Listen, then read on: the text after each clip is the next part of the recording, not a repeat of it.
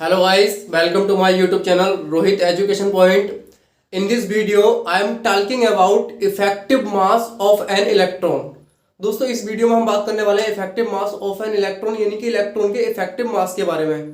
तो दोस्तों ऐसा होता है ना कि कोई भी क्रिस्टल लैटिस होता है ना, तो उस क्रिस्टल लैटिस में जो इलेक्ट्रॉन होता है वो इलेक्ट्रॉन क्रिस्टल लैटिस के साथ म्यूचुअल रिएक्शन करता है, ठीक है ना। वो इलेक्ट्रॉन क्रिस्टल लैटिस के साथ म्यूचुअल रिएक्शन करता है। अतः इस इलेक्ट्रॉन का जो इलेक्ट्रॉन म्यूचुअल रिएक्शन करता है ना, उस इलेक्ट्रॉन का उस क्रिस्टल लैटिस के एक्सटर्नल फोर्स के प्रति बिहेवियर फ्री इलेक्ट्रॉन के प्रति बिहेवियर से डिफरेंट होता है। समझ रहे हैं आप बात को। इलेक्ट्रॉन दो टाइप के होते हैं, एक तो सिंपल इलेक्ट्रॉन और दूसरा फ्री इलेक्ट्रॉन, ठीक है। तो जो सिंपल इलेक्ट्रॉन होता है क्रिस्टल लैटिस में, उसका उस क्रिस्टल लैटिस के एक्सटर्नल फोर्स के प्रति जो बिहेवियर होता है वो फ्री इलेक्ट्रॉन के प्रति बिहेवियर से डिफरेंट होता है। यानी कि जो बिहेवियर फ्री इलेक्ट्रॉन का एक्सटर्नल फोर्स के प्रति होता है वो बिहेवियर इसका सिंपल इलेक्ट्रॉन का नहीं होता है, ठीक है। अगर हम फ्री इलेक्ट्रॉन के मास m को, ठीक है, अगर हम फ्री इलेक्ट्रॉन के मास m को m एस्टिक मान लें, तब क्रिस्टल लैटिस में इस इलेक्ट्रॉन का बिहेवियर वैसा ही होगा, या फिर इससे संबंधित कैलकुलेशन को हम उस प्रकार उसी हिसाब से कैलकुलेट कर सकते हैं जैसे कि ये फ्री इलेक्ट्रॉन हो, ठीक है ना। दोस्तों पहले थोड़ी सी थ्योरी आप लिख लें, बोल के नहीं लिखा जा सकती, तो रजिस्टर से लिख लें आप। देखिए ये आपके हेडिंग्स है, effective mass of an electron. तो देखिए किसी क्रिस्टल में इलेक्ट्रॉन क्रिस्टल लैटिस के साथ म्यूचुअल रिएक्शन करता है, आपको मैंने वही थ्योरी बताई थी, ठीक है। तो ये लिख लें आप। अतः इस इलेक्ट्रॉन का एक्सटर्नल फोर्स के प्रति बिहेवियर फ्री इलेक्ट्रॉन के प्रति बिहेवियर से डिफरेंट होता है, ठीक है। और यदि फ्री इलेक्ट्रॉन के मास m के स्थान पर इफेक्टिव मास m एस्टिक लें, तब लैटिस में इलेक्ट्रॉन से संबंधित कैलकुलेशन उसी प्रकार कर सकते हैं जैसे वह फ्री इलेक्ट्रॉन हो, ठीक है। और बाकी उसके आगे की इफेक्टिव मास m एस्टिक का मान क्रिस्टल लैटिस के नेचर पर डिपेंड करता है, ठीक है। तथा लैटिस में इलेक्ट्रॉन के मोशन की डायरेक्शन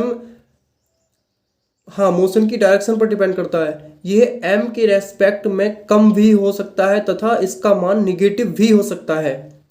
माना एक इलेक्ट्रॉन पर एक्सटर्नल फोर्स EF होगा, ठीक। माना dt टाइम में dx डिस्टेंस चलने पर इलेक्ट्रॉन की वेलोसिटी v हो जाती है, v ये लिखा है दोस्तों, वेलोसिटी v हो जाती है, ठीक है। अब आगे की कैलकुलेशन मैं आपको बोर्ड पे करा देता हूं। तब दोस्तों देखिए तब क्या होगा ना, अगर उसकी वेलोसिटी हमने माना कि उसमें जो टाइम है ना वो कितना लग रहा है, dt लग रहा है, और उसकी डिस्प्लेसमेंट कितनी है dx, और उसकी वेलोसिटी कितनी है v है, और हाँ फोर्स कितना है EF, ठीक है। तो ये चीजें मैं आपको पहले लिख देता हूं। फोर्स कितना लग रहा है EF, ठीक है, क्रिस्टल लैटिस में, और वेलोसिटी कितनी है v, और डिस्टेंस कितनी है dx, ठीक है, और टाइम कितना लग रहा है, टाइम लग रहा है dt, ठीक है। तब एनर्जी में चेंज निम्न प्रकार होगा। तब एनर्जी में चेंज क्या होगा दोस्तों, देखिए इसमें हमें फाइनली क्या निकालना है, इलेक्ट्रॉन का इफेक्टिव मास निकालना है, यानी कि m एस्टिक की वैल्यू लास्ट में फाइनली इसमें फाइंड करनी है। तो देखिए दोस्तों इसमें क्या है, ये तब इसमें एनर्जी में चेंज क्या होगा, तो E is equal to D, E is equal to work done. दोस्तों वर्क डन जो होता है वो वर्क, यानी कि वर्क का फॉर्मूला क्या होता है आपको पता होगा, कार्य बराबर क्या होता है, फोर्स इनटू डिस्प्लेसमेंट,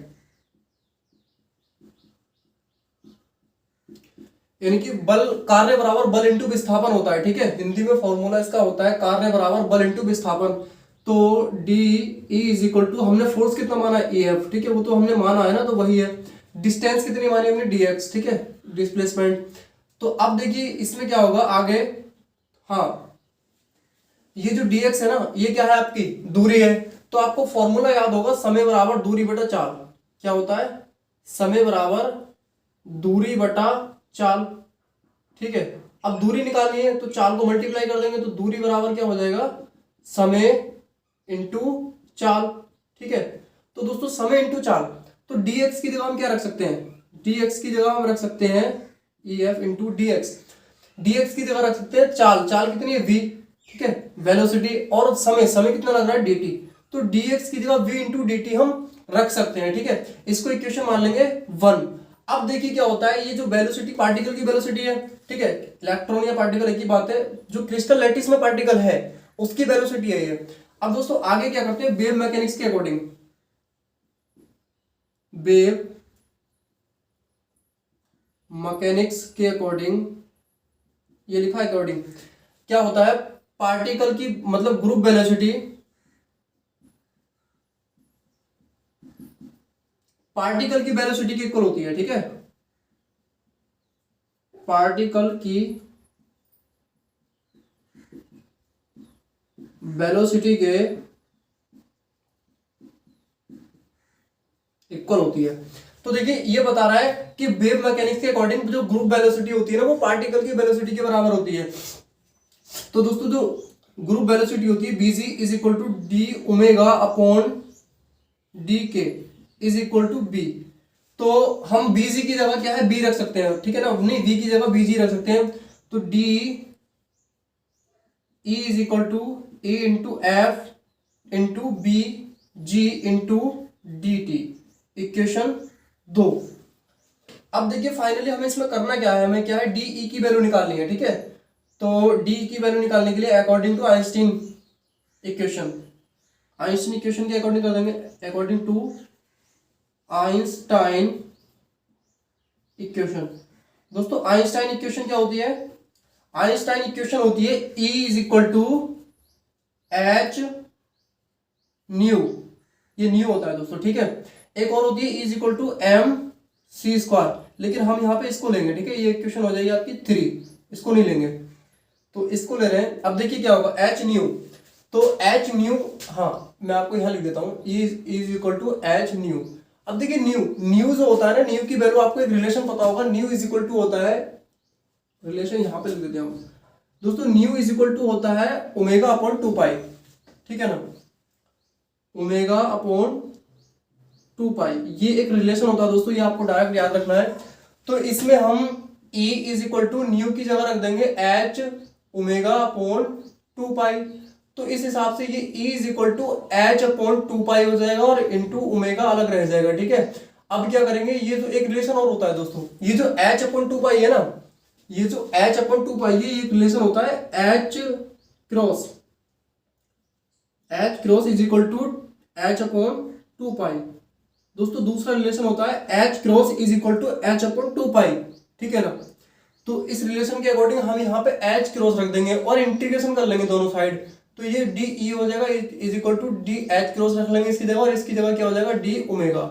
अब देखिए हमें फाइनली बनाना क्या है, हमें क्या है, यहाँ पे ग्रुप वेलोसिटी रखनी है, डी ई को रिमूव करना है। तो आप क्या करेंगे, D E is equal to H cross into D omega upon में डी के से मल्टीप्लाई कर देंगे आप। ठीक है, और डी के से डिवाइड डी के से मल्टीप्लाई कर देंगे। तो दोस्तों क्या होगा, जो डी, हाँ वो ठीक है, अब देखिए D E is equal to H cross into D omega upon D K की जगह हम क्या रख सकते हैं, D omega upon D K की जगह रख सकते हैं बीजी। ठीक है ना, ग्रुप वेलोसिटी, तो ये हो जाएगा आपका बीजी इंटू डी के। ये इक्वेशन हो जाएगी आपकी 3, 1 2 3 4 हो जाएगी, चौथी इक्वेशन। ठीक है, ये इक्वेशन हो जाएगी 4। अब देखिए from equation 2 and 4, from equation 2 and 4, देखिए दूसरी इक्वेशन कहाँ ये है, इस दूसरी इक्वेशन में क्या है, हम डी ई की वैल्यू पुट कर देंगे। ठीक है, जो डी ई की वैल्यू ये निकल कर आएगी, ये वैल्यू हम डी ई की जगह रख देंगे, तो ये हो जाएगा आपका H cross into B G into D K is equal to, अब ये e F into B G into D T. ठीक है, ये डी के है दोस्तों। अब क्या करेंगे, देखिए इसमें ग्रुप वेलोसिटी ये इससे कैंसिल हो जाएगी। ठीक है, अब क्या बचेगा आपका H cross into D K is equal to E into F into D T. ये जो एच क्रॉस है ना ये इसके बटे में ले जाएंगे, तो ये हो जाएगा D K is equal to E F upon H cross into D T. ये जो डी टी है ना इसके बटे में ले जाएंगे, ठीक है। तो ये हो जाएगा आपका डी के अपॉन में T T is equal to E F upon में एच क्रॉस। दोस्तों ये इक्वेशन हो जाएगी आपकी 5। तो अभी आगे कैलकुलेशन इसकी हो रहा है, बोर्ड पे जगह नहीं है दोस्तों, आप अभी इतना नोट करें, उसके बाद इक्वेशन 5 के आगे चलते हैं।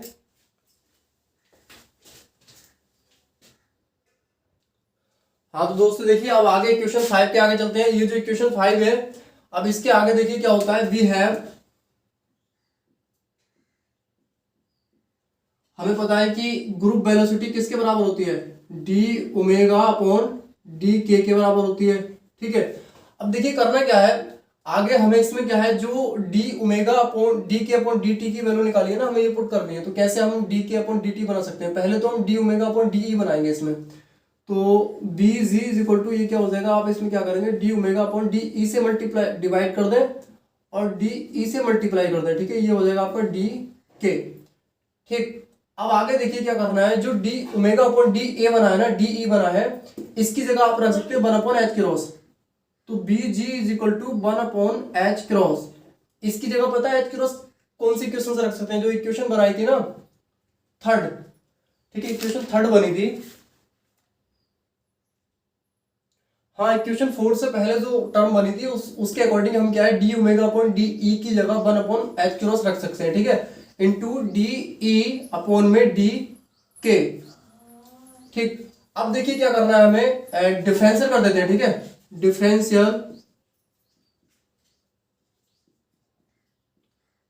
With respect to T, T के रेस्पेक्ट में, with respect to T on both side. दोस्तों दोनों साइड हम डिफरेंशियल कर देते हैं टी के रेस्पेक्ट में।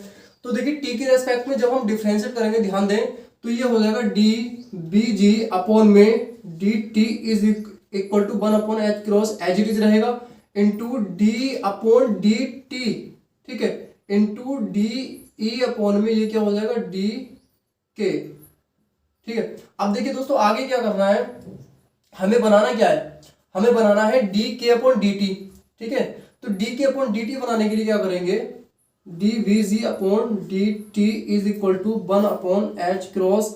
अब देखिए क्या करेंगे, हम डी अपॉन डी के रख देंगे इसकी जगह, ठीक है, और ये जो टर्म है एज इट इज ऐसे नोट कर लेंगे, डी ई अपॉन डी के। उसके बाद जो है ना, ये जो टर्म डी के है, डी के से ऊपर डिवाइड मल्टीप्लाई कर देंगे, डी के से जब डिवाइड कराए तो, और ये जो डी टी है ना इसके नीचे आ जाएगा, ठीक है। अब देखिए इसकी वैल्यू हम यहां से पुट कर देंगे इक्वेशन 5 से। तो आप लिख देंगे फ्रॉम इक्वेशन 5। तो 5 से जब वैल्यू पुट करेंगे तो ये हो जाएगा D B ji upon D T is equal to 1 upon H cross into D upon, देखिए ये क्या हो जाएगा, डी अपॉन डी के और डी ई अपॉन डी के। तो ये हो जाएगा दोस्तों D square E upon D के स्क्वायर, ठीक है, इंटू जब D K upon D T की वैल्यू कितनी है, ई इंटू एफ अपॉन में कितना है, एच क्रॉस। तो ये क्वेश्चन आपकी बन जाएगी 6 शायद, ठीक है। हाँ अब क्या करना है, देखिए इसमें हमें वैल्यू निकालनी है, हाँ एच क्रॉस स्क्वायर हो जाएगा, ठीक है, आगे उधर करते हैं। तो दोस्तों ये हो जाएगा D B ji upon D T is equal to 1 upon H cross square into D square E upon में डी के स्क्वायर इंटू ई एफ। ये जो एच क्रॉस है ना इसके साथ मिलकर मल्टीप्लाई करके एच क्रॉस स्क्वायर हो गया, ठीक। अब यहां से हमें फाइनली ई एफ की वैल्यू निकालनी है। ई एफ की वैल्यू जब हम यहां से निकालेंगे तो देखिए ये जो टर्म है ना इसके इधर मल्टीप्लाई में आ जाएगी, ठीक है। तो 1 अपॉन, ठीक है, 1 अपॉन और 1 upon H cross square into D square e और अपॉन में डी के स्क्वायर, ठीक है, इंटू डी बी जी अपॉन में D T is equal to E f, ठीक है ना। ये जो टर्म है ना ये उठ के इसके डिवाइड में आ गई, ठीक है, 1 अपॉन ये जो 1 है ना ये पूरे के बटे में है, ठीक है, और ये पूरे के इनटू में है, ठीक है। तो दोस्तों अब क्या इसको उल्टा करके लिख लेंगे, सीधा करके लिख लेंगे, ठीक है। E F is equal to ये हो जाएगा 1 upon 1/h cross square into D square E upon में डी के स्क्वायर इंटू डी बी जी अपॉन में डी टी। ठीक है दोस्तों, अब देखिए वेयर जहां M asterisk is equal to 1/m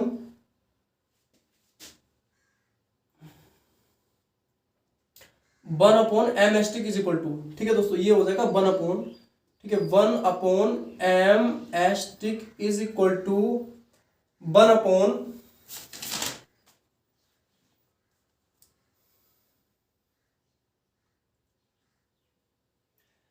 यहां भी क्या करेंगे देखिए, रुकिए, ये e F is equal to हो जाएगा एम एस्ट्रिक, ठीक है, m asterisk into D B जी अपॉन डी टी। ठीक है, अब दोस्तों क्या है कि ई एफ जहां वेयर ये जो एम एस्ट्रिक रखा है तो 1/m asterisk is equal to 1/h cross square into D square E upon में डी के square.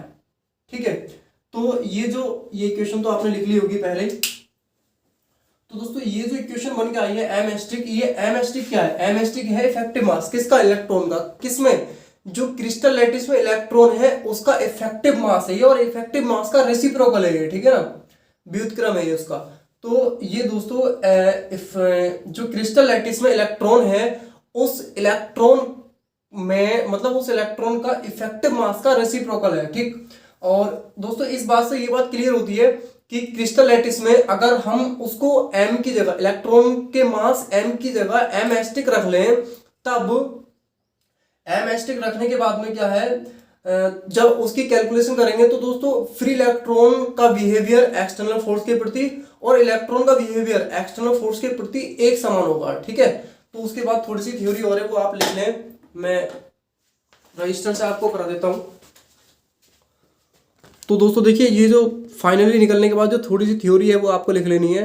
1/m asterisk crystal lattice में इलेक्ट्रॉन के इफेक्टिव मास का रेसिप्रोकल है। लैटिस में कोई इलेक्ट्रॉन एक्सटर्नल फोर्स से ठीक उसी प्रकार बिहेव करता है जिस प्रकार मास m एस्ट्रिक का फ्री इलेक्ट्रॉन करता है। ठीक है, उसके बाद और इसका थोड़ा सा सिग्निफिकेशन, तो देखिए सिग्निफिकेशन में क्या लिखा है, इफेक्टिव मास का सिग्निफिकेशन ये है कि मेटल को फ्री इलेक्ट्रॉन थ्योरी के समस्त रिजल्ट एक्चुअल बैंड थ्योरी में यूज किए जा सकते हैं। केवल इलेक्ट्रॉन के मास m को इफेक्टिव मास m एस्ट्रिक से करके, अतः किसी मेटल में फर्मी एनर्जी का मान निम्न होगा, E F is equal to H cross square upon में 2m एस्ट्रिक ब्रैकेट में 3n/8 पाई v की पावर 2/3। ठीक है दोस्तों, ये आपका टॉपिक होता है क्लियर। मिलते हैं नेक्स्ट वीडियो में, तब तक के लिए धन्यवाद।